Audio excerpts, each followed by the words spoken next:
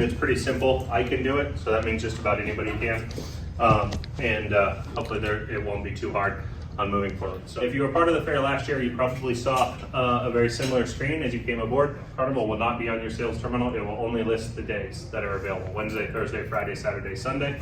And as each day goes away, that day will go away. So you will not be able to sell a Wednesday ticket on Saturday. You can only sell a Saturday and a Sunday ticket, anything moving forward.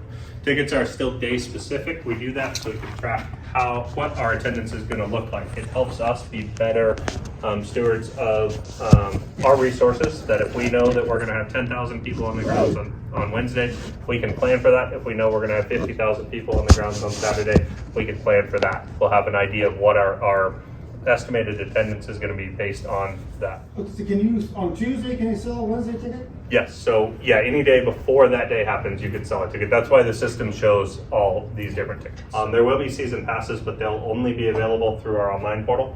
So if they want to buy a season pass, they can do so, but they have to buy it through our online system or go through our office. That way it takes that hassle off of you guys. Through admissions, all of those season passes will have a credential. It'll be a wristband that they'll get. They'll exchange their online sales ticket for a wristband from our office. And there's only 1,000 of those available. Real quick, kind of going through the main office, box office, a couple things. One, it's important to focus on your current location. This, as you can see, the title says main office, box office. This is our in-office sales location. It's important to make sure that your terminal is identified as the location where it is. If you're at the North Gate, Main Gate, Carnival Gate. Carnival Gate will put a sign in each one of the ticket boxes that tells you where you are, so that you can make sure that your current location matches your current location. Right? Should be pretty self-explanatory. If we don't, then we get sales in different spots. I can refund them. So let's just pick Wednesday. So you have a couple options. We made this a little bit simpler, I think. Last year it was Wednesday adult, Wednesday youth, Wednesday senior. This year, everything is in that one category. So the top one's adult, child, senior. Even though child and senior is technically the same price, we try to identify which is which, again, for data tracking purposes. But you'll just, on the screen, you just hit the number and plus. So it adds +1. And it kind of cuts off a little bit, but it gives you your subtotal on the right-hand side, and then your total down right here. And this is what the screen will look like on your computer screen in front of you. And then you can just run that up as many as you want. So there, if we were buying 10 tickets, it would do 140 of those. If you do too many, you can just go back and delete them out. Same thing with all your youth. I'm just going to pick a couple random numbers here. You don't need to worry about editing additional details. It's set up so that if we wanted to have data on humans, we could ask for their name, their address, their email, where they were born, any of that sort of stuff. We don't need any of that, so leave everything else blank. It's super simple. We just want to get the transaction done as quickly as possible so you can move on and help the next people so they don't have long lines. So you can see we've added 3 tickets. It gives you your subtotal, how much you're going to need, and then you're going to pick card or cash, depending on how they're going to pay. Every terminal can now accept credit cards, same way as last year. So if they were going to pay by credit card, the system would be ready to swipe. We all know how to swipe a credit card at this point. You swipe and the transaction just automatically processes. You swipe and the transaction just processes. So it just moves forward.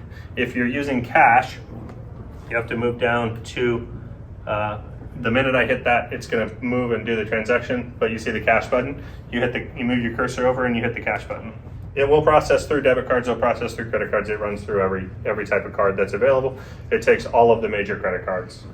When I do this, as we go through, I'll print a receipt, because you have the option to print a receipt or not, and it'll actually show where it goes. We're going to set this, ask them if they want a receipt. We're going to set the system up to not print receipts, because most people are just going to throw them away. If they specifically want a receipt, you'll have to ask them, and you can always go back in. It'll show you can reprint the receipt if they want it. But it's set up not to do it, 1, because it uses a ton of extra paper, and 2, almost nobody wants that receipt. You push the cash button.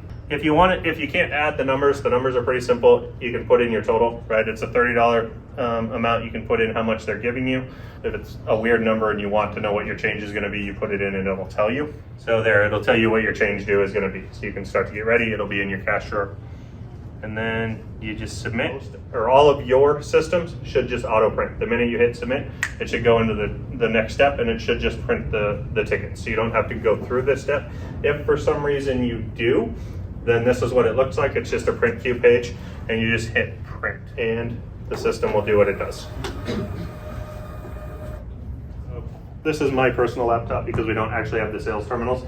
So we kind of have it just rigged up. We have a permanent one in the office, so it's not perfect because of the way we have to set them up to be able to print on this size paper. It does, but it prints the 3 tickets. It doesn't print the right size on my computer. We played with it for like an hour last night trying to get it. One of these is going to be your general admission, one's going to be youth, and one's going to be seat. Every ticket should have a barcode or a QR code on it. We're setting the system up to where that QR code will auto redeem on purchase for the day up, so that if they take that ticket to the sales terminal, you won't have to scan it. It'll automatically be done. Hopefully that'll make the scanning a little bit quicker. But here, if they wanted their receipt, this is where you have the opportunity to select the receipt, because this will come up after it's printed, and you can push print the receipt, hit the print button,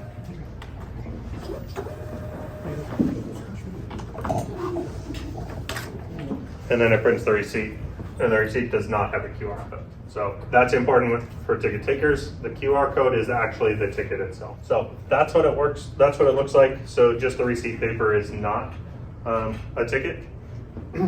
The paper itself is not a ticket. That's the cool thing about the system now, is that all of our ticket comes like this, completely blank. This means nothing. It's not a ticket. It's not an actual ticket until it prints that QR code. That QR code is the ticket itself. So there's very limited opportunity for anybody to do anything malicious with the ticket. We can also have thousands of reams of this stuff just laying around. It does absolutely nothing, doesn't mean anything, but it's important that your ticket takers, if for some reason somebody got a hold of a blank piece of paper, it means it's a blank piece of paper. It doesn't mean anything until it's got that QR code. That QR code is what moves forward. So that's that. And then if you are done, you just move on to new transaction and you go right back to your sales screen. So pretty simple. I think, are there any questions kind of running through? Is there a standard practice then, as in previous years, where they come in, ticket taker collects the ticket, drops it in the box, standard routine? Yep, exactly. Okay. The QR codes that are printed the day up, they will already be automatically printed, so we don't have to worry about it, but you take the ticket. It's really hard to counterfeit a ticket like this, virtually impossible. Take it, drop it in the box. Ideally, you try to scan it. I'll show you that system next on the scanning of the tickets and what will happen if you get a ticket that's already been printed and it's done the day of or whatever. But basically, take the ticket, stick it in the box, and move forward just like it was one of the old regular tickets. We're less worried about scanning them because the ticket should have been killed upon printing. So last year was our most successful year ever. We had we sold 78,000 total tickets throughout the run of the fair. We had 139,000 total people on property. You've heard numbers that far exceed that. Those numbers are inflated. That's the real number. 139,000 people during that fair. The busiest single day on fair last year, we had 39,000 people on property at any one time. That's close to our max capacity. So last year, the data we collected showed that about 50% of our tickets were sold in advance, and about 50% of those were sold on site. So out of those approximately 80,000 tickets, you guys sold 40,000 of those tickets. So that's a lot of tickets to sell in 5 days. That's that's almost 10,000 tickets sold per day at about 14 different points of sale at maximum. So that's about what you're going to look at. Ticket sales wise, we'll give you some updates as we get closer. We're able to have that data because we're selling tickets online right now, so I can go back and look at our daily sales report. Right now, our two leading sales days are Thursday and Saturday. So we anticipate that those will be our two biggest days, probably driven by the concerts on those days. We purposefully moved one of our big shows off of Friday because of the impact on Friday, and moved that to Saturday to give that time to spread out over a longer period, so you guys aren't getting hammered all at once while everybody shows up after work on Friday evening, since Friday generally is a big day. Thursday is actually outselling our expectations. So currently Thursday and Saturday go back and forth as to which is the top selling day. That said, we're talking about a couple hundred tickets at a time, so that could change dramatically between now and fair. But early indications are that Thursday and Saturday will be our two bigger days. Saturday is almost assuredly to be a bigger day, just because it is, and because the bigger concert on Saturday. The one unknown is going to be Sunday. We've added Sunday programming for the first time. We're doing a Sunday concert. It's a Spanish language show. Traditionally, this market traditionally is a late buying market. They buy tickets very late, either day of or at the gate. The Hispanic or Spanish speaking market is even more so that way. They don't buy tickets in advance. They don't buy it online. They'll buy them at the gate. We'll have very limited data as to what Sunday is going to be. So I could tell you what it's going to be, but I'll be completely wrong. We have no expectation. We have no ability to be able to gauge what Sunday is going to be until we go through it this year. So we're all just going to hope it's a really busy day, but hope it's not too busy and that it's what we're just guessing to prepare for. As we get closer, if we get indications, we'll share that with everybody, but we really don't have any data to be able to back Sunday up because of the changes there. Basically, the best thing, just take this, once you get long lines, just take the tickets, regardless of what it is. We'll go back through and scan all those tickets later. Ideally, you're scanning every ticket and putting it in the box. But if there's a long line for scanning, just start taking the pieces of paper, and we'll go back through and do that. We ended up having to do that Friday. That's what we did last year. Yeah, it's not ideal, but it's better than nothing. At the end of the day, we want to be customer service focused, not worrying about getting every penny. We want to get those people onto the grounds so they can go and have a good time and have fun, and we'll make more money from them being inside the fair than we will having them stand out there. And if we miss a ticket or two, it's not the end of the world. Yeah, so we've added additional scanners, so we have more scanners that can change out. We'll have more battery backup packs, and we'll also figure out how to have more plugins at the scan points as well. So, as well as the scanners are new. They're a new version of the phone of that Apple product, so the batteries last longer. They order online, and then I assume it's like an email, or they can print from home or whatever. So if it's a print from home, we just take that paper. Yep. Do they automatically, like that morning, like the system automatically validates all of them, or do they have to be scanned? We'll scan those. So Those those are the ones that are more important to scan. This ticket is impossible to do. Well, theoretically, very difficult to duplicate. Right. It's really easy to copy that ticket. Right. So the at-home purchase tickets, the ones that are on just a standard piece of paper, those are the ones that are much more important to scan. Those have to be scanned, right? Yeah. Whether it's the paper or like they pull up the QR on their phone and we scan it. Exactly. Okay. If it's on their phone, please make sure it gets scanned. If it doesn't, then send them into our office or something and we can print out a ticket for them. If it's on a piece of paper, it's a little less important. Take that piece of paper and we can scan it later. That's where you get into the long lines. If they have that piece of paper, you've got a long line and you're having trouble scanning, take the paper, let them through. We'll scan it and figure it out later. But in an ideal world, we're scanning every one of those barcodes as they're coming through. If it's just on their phone, because anybody can take a snapshot and send it to 20 people, Right. Scan those. If we can't take care of it, send those to the office. We'll have people that can handle getting all of those validated in our office. The goal for you guys is to make it as seamless, as easy as possible, and having to deal with as few issues as possible at that point, so that we're getting everybody through the gates as quickly as possible.